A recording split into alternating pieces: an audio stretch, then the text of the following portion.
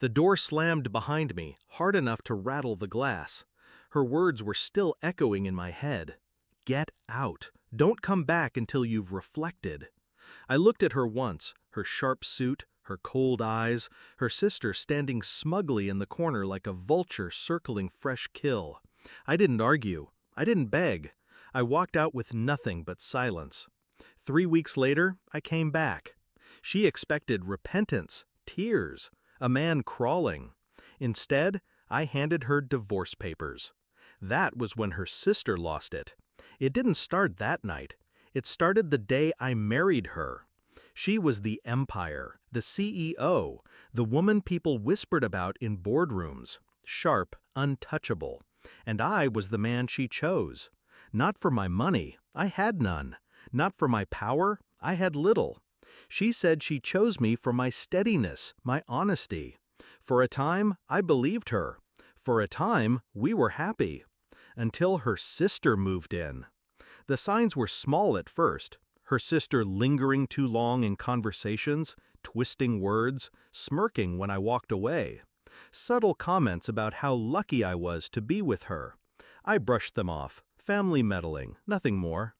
But then my wife's questions began. Sharp, loaded. Where were you last night? Why is your phone locked? Questions that weren't hers. They were fed to her, whispered in her ear by someone who wanted me gone. It all snapped the night she threw me out. She didn't show me proof. She didn't need to. Her sister's lies were enough. I should have been broken.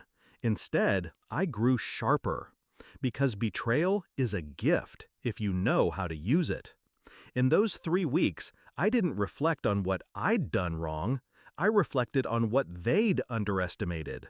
They thought I was powerless. They forgot I was observant, patient, and I knew where the cracks in their empire ran deepest. Step 1 was the lawyer. Quiet, efficient. I didn't just file for divorce. I positioned it for maximum damage. See, my wife was the face of her company. But I knew the truth. Her wealth was tangled with personal liability. A scandal, a divorce, any hint of instability, and investors would circle like sharks. Step 2 was the sister. I'd kept records, screenshots, late-night texts she thought I never saw. Suggestive, poisonous words that could destroy her reputation and hers. Step 3 was timing. The day I returned wasn't random. It was the morning of her company's quarterly meeting. Cameras, shareholders, press waiting like wolves. She greeted me in her office, stiff and rehearsed, expecting contrition. Her sister stood behind her, arms folded, eyes daring me to grovel. "Have you reflected?" my wife asked, her voice dripping superiority. "Yes," I said, calm, steady. I slid the folder across her desk. "And I've decided." She opened it. Divorce papers. Clean, precise. Her signature was the only thing missing. The air cracked. Her sister leaned forward, hissing, "You ungrateful!" "Careful," I cut in. "You don't want me to share what I have on you. Screenshots travel fast." Her smirk vanished. My wife looked from me to her sister, confusion dawning into horror. The sister tried to recover, stammering excuses, but the seed was already planted. I watched it bloom across her face. The realization that the woman she trusted had manipulated her, driven me out, poisoned her marriage. I didn't shout. I didn't gloat. I just let the silence stretch until it strangled them both. Finally, I stood. "You wanted me gone. Congratulations! But when the press asks why your husband left on the morning of your big meeting, I wonder, will you tell them the truth, or will you let them guess?" Her hand trembled on the papers. Her empire was built on the illusion of control, and in that moment, she had none.